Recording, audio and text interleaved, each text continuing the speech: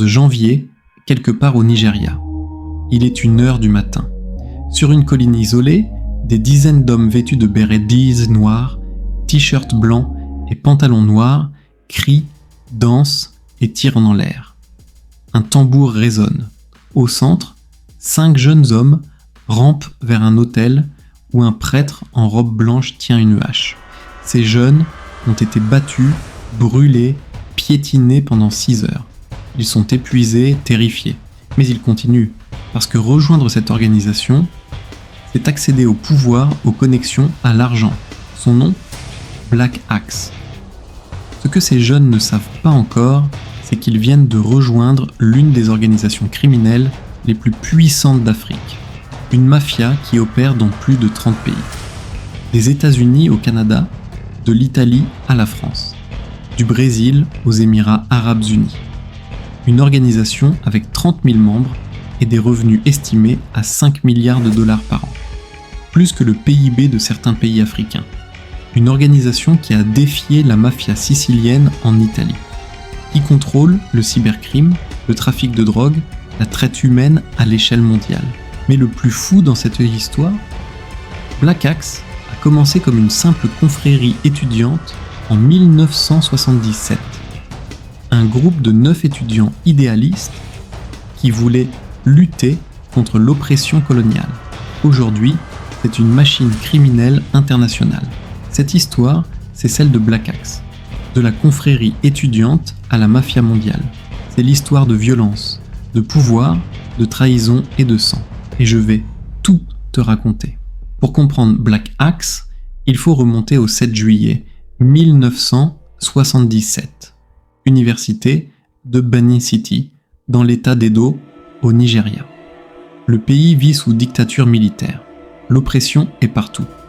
Les étudiants sont frustrés, en colère. Ce jour-là, 9 étudiants décident de créer quelque chose de nouveau. Leur leader s'appelle Nicolas Idemudia. Ils fondent le Neo-Black Movement of Africa, NBM. Leur mission ? Lutter pour la justice sociale, promouvoir le panafricanisme, combattre l'oppression coloniale. Leur symbole est puissant. Une hache noire au-dessus de 2 mains enchaînées, brisant les chaînes de l'oppression. La hache représente leur volonté de confronter les tâches difficiles, de casser l'injustice sociale. C'est poétique, révolutionnaire, noble, leur couleur ? Blanc, harmonie et pureté, noir, solidarité avec la race noire, jaune, lutte. Leur slogan ? Justice sociale et égalité pour tous. À l'époque, c'était sincère, c'était réel. Dans les années 1980, le NBM se répand comme une traînée de poudre. Toutes les grandes universités nigérianes ont leur chapitre. Ils organiseront des débats intellectuels, des manifestations contre le régime militaire, des actions de solidarité. C'est le Black Power à l'africaine. Mais il y a un problème. Le NBM n'est pas la seule confrérie. Il y a les pirates, fondés par Wole Soyinka, prix Nobel de littérature, les Buccaneers, les Vikings, et ces groupes se détestent. La compétition pour le contrôle des campus devient féroce. Les années 1990 marquent le tournant. Le Nigeria sombre dans la violence. Les régimes militaires, pour écraser l'opposition étudiante, donnent de l'argent et des armes aux confréries pour qu'elles attaquent les syndicats étudiants. C'est le début de la descente aux enfers.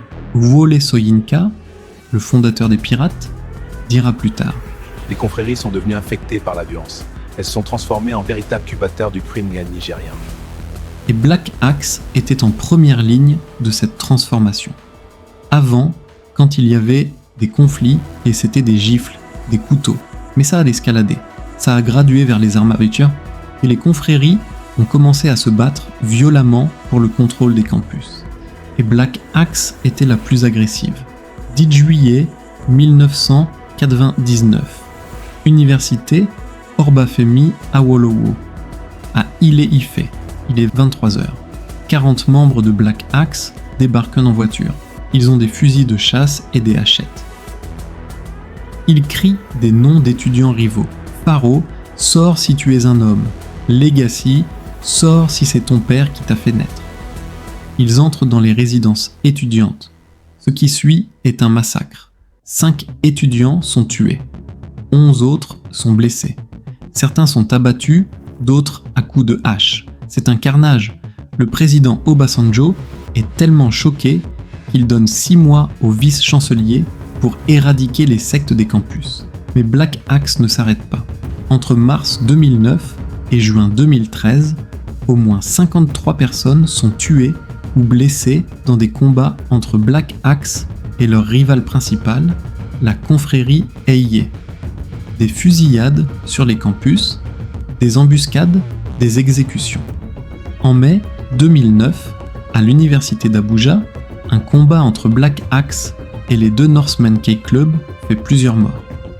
En décembre 2023, un affrontement Black Axe Eye dans l'état d'Edo tue plus de 30 personnes en une semaine. Une semaine, c'est une guerre. Mais ce qui rend Black Axe vraiment effrayant, ce n'est pas juste la violence, c'est la méthode. Ils utilisent des rituels mystiques, des cérémonies vaudou appelées juju pour terroriser leurs victimes. Ils font jurer aux membres de ne jamais parler, sous peine de malédiction. Les membres prêtent allégeance à une divinité appelée Korofo, le dieu invisible. Ils croient que s'ils trahissent l'organisation, Korofo les tuera, eux et leur famille. Cette peur psychologique est plus puissante que n'importe quelle arme. Année 2000. Black Axe comprend que le Nigeria, c'est trop petit. Trop de chaleur policière, trop de rivaux, ils regardent ailleurs. Et ils voient des opportunités partout dans le monde. Là où il y a une diaspora nigériane, il y a Black Axe. Aujourd'hui, Black Axe opère dans plus de 30 pays. États-Unis, Canada, Royaume-Uni, Irlande, France, Espagne, Portugal, Pays-Bas, Allemagne, Italie, Brésil, Argentine, Afrique du Sud, Ghana, Côte d'Ivoire, Émirats Arabes Unis et bien d'autres. Mais c'est en Italie que leur histoire devient vraiment folle. Début des années 2000, Black Axe arrive à Palerme, en Sicile. Palerme, le berceau de Cosa Nostra, la mafia sicilienne la plus puissante du monde. À cette époque, Cosa Nostra venait de subir une offensive policière massive dans les années 90. Leur leader était en prison, ils étaient affaiblis. Black Axe a vu l'opportunité et a frappé. Ils se sont installés dans le quartier de Ballaro, le plus ancien marché de Palerme. Et voici le deal qu'ils ont passé avec Cosa Nostra. Black Axe paye un pizzo, pour être plus explicite, une taxe de protection aux Italiens en échange du droit d'opérer. Ils gèrent le crack, l'héroïne et surtout la prostitution. Les Siciliens prennent leur part sans se salir les mains. C'est du business. Carmine Mosca, ancien officier de police de Palerme qui a combattu Cosa Nostra, déclare « Black Axe à Palerme est devenu très puissant. Nous avons découvert, à travers nos enquêtes sur la prostitution, que Black Axe contrôlait tout. Entre 2014 et 2016, le nombre de femmes nigérianes arrivant en Italie passe de moins de 1500 à plus de 11 000. Environ 80% d'entre elles sont forcées dans la prostitution. Des filles de 14 ans vendues pour 10 €. C'est horrible. Mosca montrera plus tard aux journalistes une photo saisie sur le téléphone d'un membre de Black Axe. C'était une femme décapitée, coupée en morceaux, elle s'était rebellée contre le groupe et a été tuée en exemple. Voilà à quel point ils sont brutaux. En 2016, les autorités de Palerme reconnaissent officiellement Black Axe comme une organisation mafieuse. C'est énorme. Ça signifie qu'ils peuvent utiliser les lois anti-mafia contre eux. Entre 15 et 18 membres sont arrêtés cette année-là pour association mafieuse, trafic de drogue et crimes violents. Mais la vraie fortune de Black Axe ne vient pas de la drogue ou de la prostitution. Elle vient du cybercrime. Les Nigérians ont inventé un art, l'arnaque en ligne, et Black Axe en a fait une science. Ça a commencé simple dans les années 2000, les fameux Yahoo Boys, des emails vous promettant un héritage de millions si vous envoyez 1 000 $ pour débloquer les fonds. Des milliers de gens tombaient dans le piège. Mais Black Axe a évolué. Aujourd'hui, Ils font du Business Email Compromise, BEC. Ils hackent les emails de directeurs d'entreprise, se font passer pour eux et demandent des virements de millions de dollars. Et ça marche. En octobre 2021, 8 membres de Black Axe sont arrêtés aux États-Unis en lien avec des arnaques Internet. Les autorités estiment que l'organisation génère des dizaines de milliards de dollars grâce au cybercrime. Dizaines de milliards. Ils font aussi des arnaques sentimentales. Ils créent de faux profils sur des sites de rencontres, séduisent des femmes seules, souvent âgées, gagnent leur confiance pendant des mois, puis demandent de l'argent pour une urgence. Des milliers de victimes. En 2011-2012, des membres en Afrique du Sud organisaient des arnaques à l'investissement et des fraudes aux frais anticipés. Ils promettaient des rendements énormes sur des investissements fictifs. Des millions volés. En 2021, en Irlande, Black Axe tente de voler 1 million d'euros en pratiquant la fraude à l'aide sociale pendant la pandémie Covid-19. Ils créaient de fausses identités pour toucher les aides gouvernementales. Le culot absolu. Black Axe n'est pas un gang de rue désorganisé, c'est une multinationale du crime. Ils ont une structure hiérarchique précise, comme une entreprise ou une armée. Au sommet, il y a le président qui supervise tout. En dessous, un conseil suprême des anciens. Puis des échelons régionaux, chef de zone, responsable d'un pays comme l'Italie, ministre de la Défense, responsable de la sécurité et des punitions, bouchers, ceux qui exécutent les traîtres. Ils ont aussi des yeux, des espions infiltrés partout dans la société nigériane, dans la police, dans le gouvernement, dans les universités, dans les entreprises. Un ancien policier nigérian a même été enregistré disant « Le boss de la mafia est notre meilleur ami ». L'initiation est terrifiante. Les nouvelles recrues sont battues, brûlées, forcées de ramper dans la boue, de boire du sang. On appelle ça le Devil's Passage, passage du diable. Certaines cérémonies incluent des agressions sexuelles sur des femmes, c'est brutal, déshumanisant. Une fois initiés, on leur donne une robe noire avec le logo de Black Axe et on leur dit « Vous venez d'acquérir votre cercueil ». Message clair, une fois dedans, tu n'en sors que mort. Quitter l'organisation, impossible. Si tu essaies, ils te menacent de mort. Si tu persistes, ils tuent ta famille au Nigeria. La loyauté est forcée par la terreur.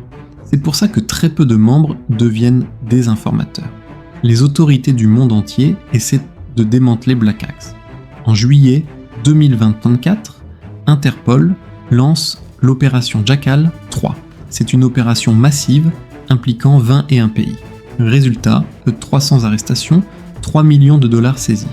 Mais les experts en bas sont clairs, ça ne changera rien.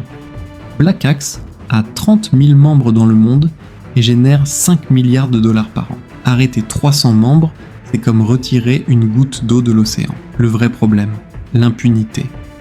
Au Nigeria, beaucoup d'officiels, de juges, de policiers, de politiciens sont membres de confréries. Ils protègent l'organisation de l'intérieur. Comment arrêter une mafia quand le système judiciaire lui-même en fait partie ? En 2024, le Neo-Black Movement of Africa, la branche légale, se dissocie publiquement de Black Axe et expulse 50 membres, dont 4 anciens présidents nationaux. Ils disent « Nous ne sommes pas des criminels, nous sommes une ONG ». Mais les autorités canadiennes, américaines et européennes disent clairement NBM et Black Axe, c'est la même chose. NBM est la façade légale, Black Axe est le bras criminel, comme avoir une entreprise de façade pour blanchir l'argent sale. Aujourd'hui, Black Axe continue d'opérer. Ils sont dans ta ville, peut-être même dans ton quartier. Invisibles mais présents. Ils exploitent des femmes, vendent de la drogue, arnaquent des gens en ligne et personne ne les voit. Cette histoire nous enseigne 3 leçons. Première leçon, même les mouvements les plus nobles peuvent être corrompus. Black Axe a commencé avec de bonnes intentions. Ils voulaient lutter pour la justice. Mais le pouvoir et l'argent les ont transformés en monstres. Deuxième leçon, la diaspora peut être une arme à double tranchant. Où que les Nigérians aillent, Black Axe les suit, ils exploitent leur propre communauté, préant sur les plus vulnérables. Troisième leçon, tant qu'il y a corruption au sommet, il est impossible d'arrêter les organisations criminelles. Black Axe survit parce que des gens puissants les protègent. C'est ça le vrai problème. Alors maintenant, je te pose la question. Est-ce que tu connaissais Black Axe avant cette vidéo ? Dis-le-moi en commentaire. Et deuxième question, comment peut-on arrêter une organisation pareille ? Donne-moi ton avis. Si cette vidéo t'a choqué, abonne-toi, like et partage. Parce que cette histoire, tout le monde doit la connaître. Prochaine vidéo, je te parle d'un autre sujet de feu. À très bientôt